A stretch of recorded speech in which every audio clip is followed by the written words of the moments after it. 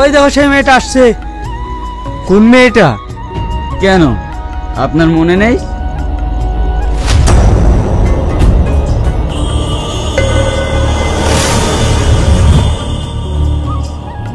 শ্রাবণী, শ্রাবণী। রিয়াজ দা? হ্যাঁ চল। রিয়াজ দা, আজ যেতে পারবো না, আমার একটু অসুবিধা আছে। তোর অসুবিধা আছে, কিন্তু আমার যা সুবিধা। মায়ের শরীরটা ভীষণ খারাপ, তাই ডাক্তার বাড়ি যেতে হবে। যাবি না মানে? শরীর খারাপ তোর মায়ের, তোর তো না। চল আমার সাথে।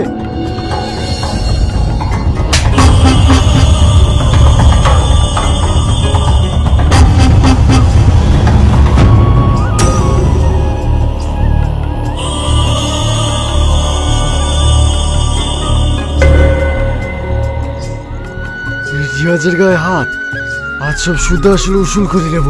এই যা গিয়ে ওকে ধর।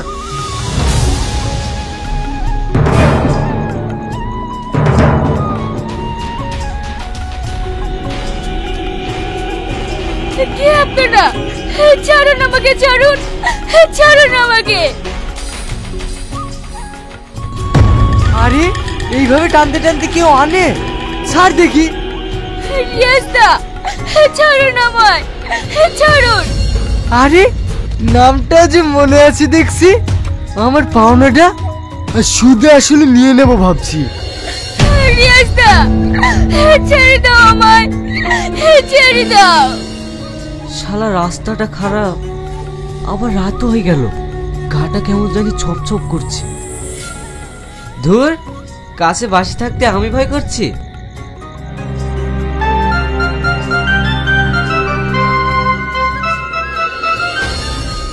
ছেড়ে তো দেবই, আগে আমার পাওনাটা শোধ করে নিই।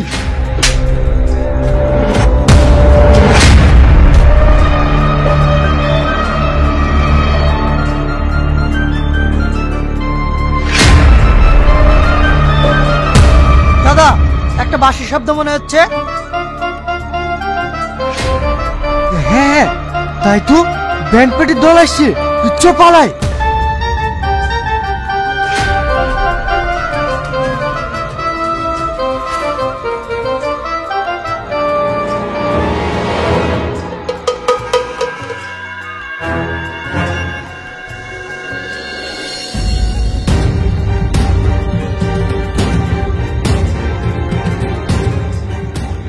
ওরা মানুষ না জানোয়ার? মেয়েটার কি অবস্থা করেছে দেখো দিনি। তোমার বাড়ি কোথায়? তোমাকে কিছু বলতে হবে না, চলো আমার বাড়ি নিয়ে যাই।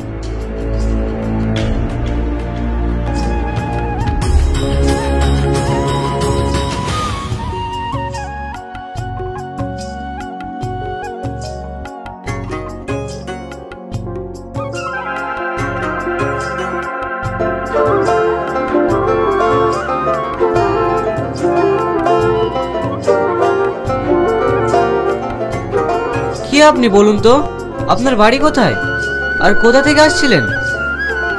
আপনি আমার পরিচয় জানতে পারলে ঘৃণায় মুখ ঘুরে নেবেন। কি এমন কাজ করেন আপনি? আমার নাম শ্রাবণী। আমি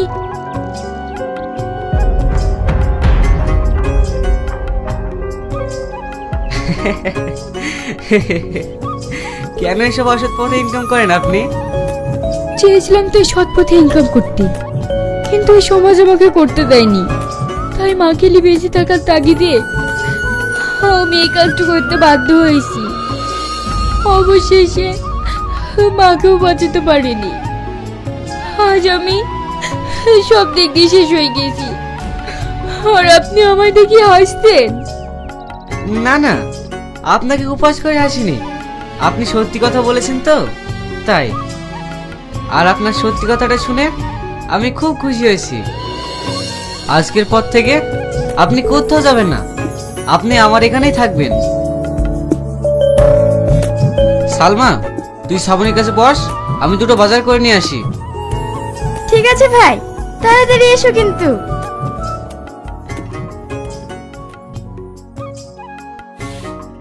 হয়তো কোনোদিন ভুলে যাবে তুমি, ভুলতে কি পারবো তোমার। বাহ, ভাবে তোমার গানের গলাটা তো খুব সুন্দর। কে তোর ভাবি? কেন, ভাই যদি তোমাকে বিয়ে করে তাহলে তুমি আমার ভাবি হবে না? আগে তোর ভাইকে বিয়েটা করতে বল, তারপরে ভাবি বলি ডাকিস। না, আমি এখনই ডাকবো, তুমি আমার কিচ্ছু করতে পারবে না। কি রে, তোরা কি নিয়ে ঝামেলা করছিস? ভাই, ভাবি দারুণ গান গাইতে পারে। হ্যাঁ, তুই ঠিকই বলেছিস, গানটাও ভালোই গায়, কিন্তু গেয়েই বা কি করবে বল? ও তোর গ্রামে থেকে বড় শিল্পী হতে পারবে না।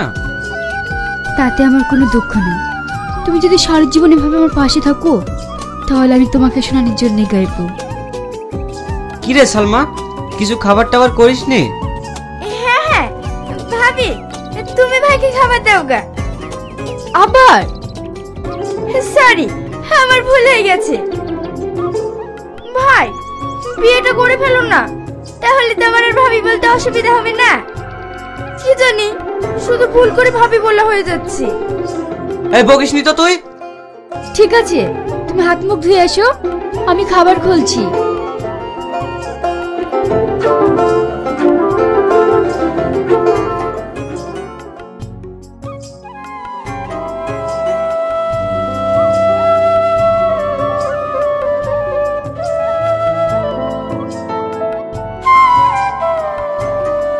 তুমি কোথায় যাচ্ছ? বসো। ছাড়ো, সালমা আসছে।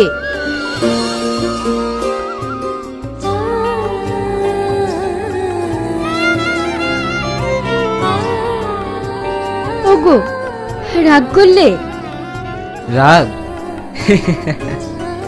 তোমার কথায় যেদিন রাগ করব, এই পৃথিবীর সমস্ত কিছু আমার কাছে অপ্রিয় লাগবে। আমি তোমার কাছে সারা জীবন প্রিয় হয়ে থাকবো, পারবো তো?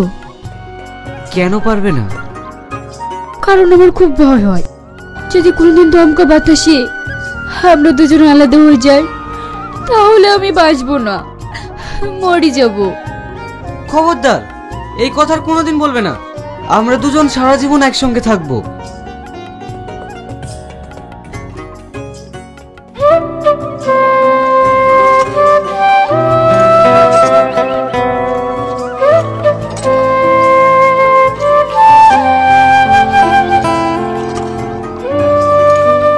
ভাবি, আমাকে একটু পানি খাওয়াবেন?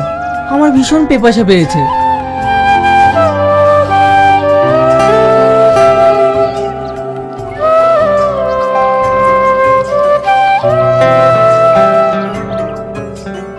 বাসলাম, ভীষণ পেপাসা পেয়েছিল। আর রাস্তাটা এমনই, গাড়িটা আনা গেল না, হাঁটতে সারা হয়ে গেলাম। আচ্ছা ভাবি, এখানে একজন ভালো বাঁশি বাজায়, ওর বাড়িটা কোথায় আপনি বলতে পারবেন? ভালোবাসি বাজাই বলতে গেলে তো আমাদের পাড়ার শাহিনী বাজায়। আমার সঙ্গে আসেন।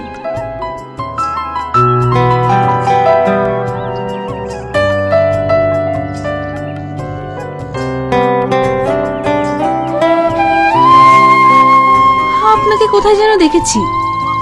কোথায় দেখেছেন? হ্যাঁ, টিভিতে। আপনি সঙ্গীতকার সোহেল রানা না? হ্যাঁ, আপনি আমাকে চিনতে পেরেছেন? হ্যাঁ, আপনার অনুষ্ঠান আমার খুব প্রিয়, আমি খুব দেখি।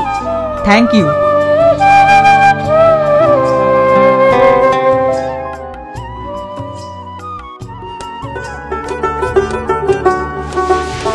শাহিন, এই দেখো, সঙ্গীতকার সোহেল রানা তোমার খোঁজে এসেছে।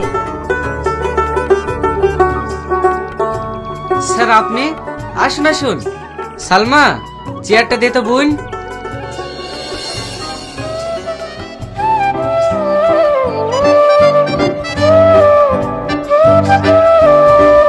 তুমি তো ভালো বাঁশি বাজাতে জানো। হ্যাঁ স্যার, মোটামুটি বাজায়।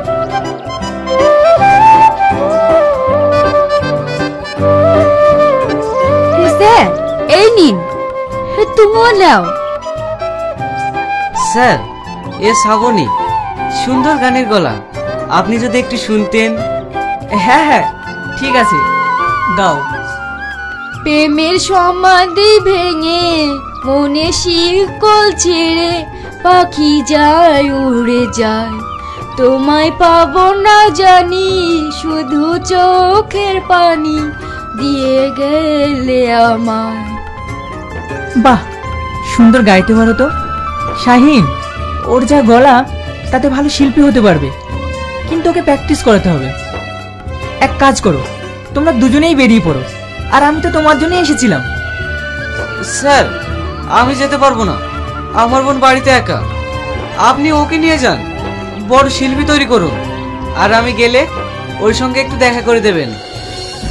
না না, আমি একা ওনার সাথে কিভাবে যাই বলো? তুমি গেলে না হয়। আচ্ছা তুমি বলো, সালমাকে একা বাড়িতে রেখে সবার যাওয়া ঠিক হবে?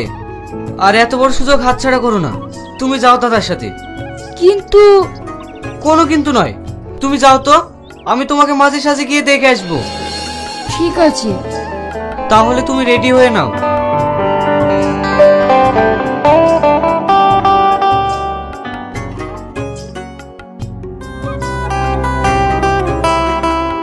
সোহেল দা, আপনি অসময় পেপার পড়ছেন, তাড়াতাড়ি করুন, যেতে হবে না? শ্রাবণী, তোমাকে তো ব্যাপারটা বলাই হয়নি, আজকের প্রোগ্রামটা হবে না। প্রোগ্রাম হবে না মানে? ওইদিকে চরম বৃষ্টি, পানিতে প্যান্ডেল থই থই করছে, তাই কিছুক্ষণ আগে ক্লাব কর্তৃপক্ষ ফোন করেছিল, ডেটটা মনে হয় পিছিয়ে যাবে। তাহলে ভালোই হলো, উপরে গেলাম, একটু ঘুমাবো। কেন, আমার কাছে একটু বসা যায় না? কাল সারা রাত প্রোগ্রাম করেছি তো, তাই চোখটা একটু ঢোল ঢোল করছি। আমিও তো ঘুমাইনি, কই আমার তো ঘুম আসছে না, হে চোখে শুধু তোমাকেই দেখি, তাহলে কখন ঘুম আসবে বলো? ঠিক আছে, ঘুমাবো না, এবার খুশি তো?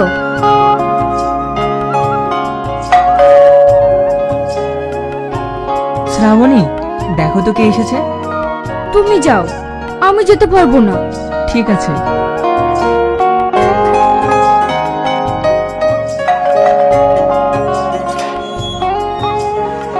স্যার, শ্রাবণী কেমন আছে?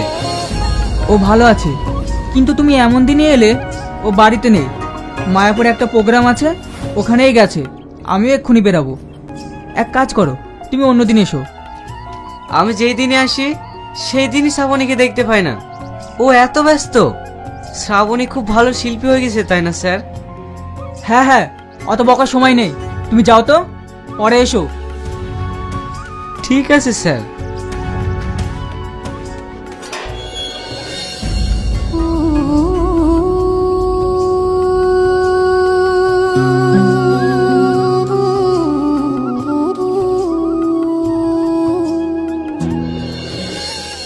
কে এসেছিল? এক ক্লাব কর্তৃপক্ষ এসেছিল প্রোগ্রামের জন্য, আমি না করে দিয়েছি। এত পর পর প্রোগ্রাম দরকার নেই, তুমি বিশ্রাম করো তো। কোথায় যাচ্ছ? বসো একটু।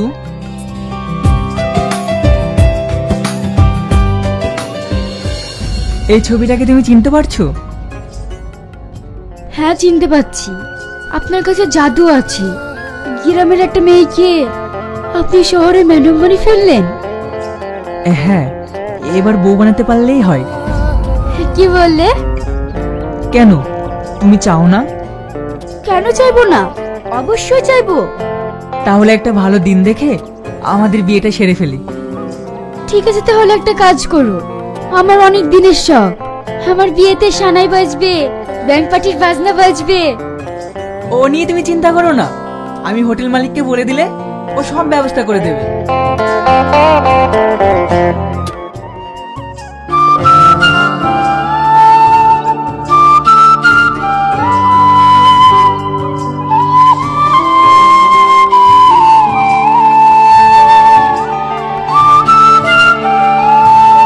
ভাই, শ্রাবণীর সাথে দেখা হয়েছে তোমার? ভাই, কি হলো, কথা বলছো না যে? কি করে হবে বল, ও কি আমাদের মতো সাধারণ আছে? ও অনেক বড় শিল্পী হয়ে গেছে, যেদিন যায় সেদিনই কোনো না কোনো একটা প্রোগ্রাম থাকে। ওরকম ব্যস্ততার মধ্যে থাকতে তুমি সবকিছু খইয়ে দিয়ে শ্রাবণীকে পাইয়ে দিলে। ও যত বড় জায়গায় যাবে তত আমার সুনাম হবে, আর গর্বে বুকটা আমার ভরে উঠবে। তুমি একটা পাগল, কিচ্ছু বোঝো না, তুমি আর কোনোদিনও ওর সাথে দেখা করতে পারবে না। না রে সালমা, তুই ভুল বলছিস, ও আমাকে কোনোদিনই ভুলতে পারবে না। শাইন ভাই, শাইন ভাই। মায়াপুর থেকে একটা হোটেল মালিক ফোন করেছিল, একটা বিয়ের প্রোগ্রাম আছে, তোমাকে যেতে হবে। তুমি কিন্তু না করতে পারবে না, ওখানে ফুরুতের কেউ নেই, তোমাকে কিন্তু যেতেই হবে। আচ্ছা ঠিক আছে, যাবো যা। তাহলে আমি আসছি ভাই।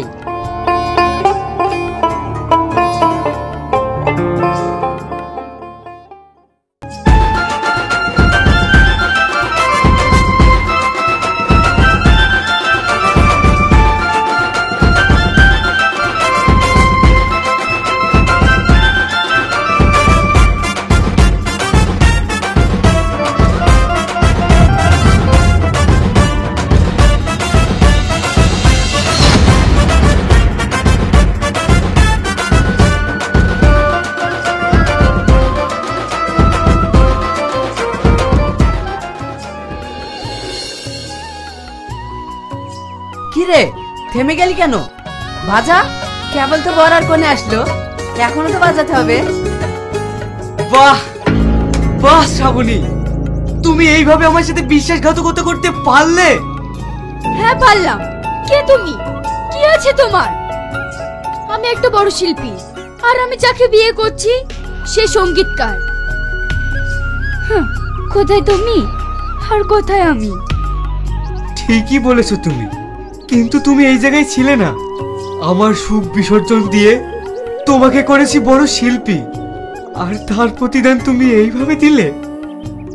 আমি শুনেছি মেয়েরা কবিতরের জাত, যে চালে দানা বেশি পাবে সেই চালে গিয়ে বসবে, আর আজ তুমি সেটা প্রমাণ করে দিলে। বুঝিয়ে দিলে মেয়েরা ভালোবাসতে জানে না, জানে শুধু আঘাত দিতে। তুমি সুখী হও, আমি তোমার আঘাত বুকে নিয়ে এই সারা জীবন কাটিয়ে দেব। আসছি শ্রাবণী, আসছি।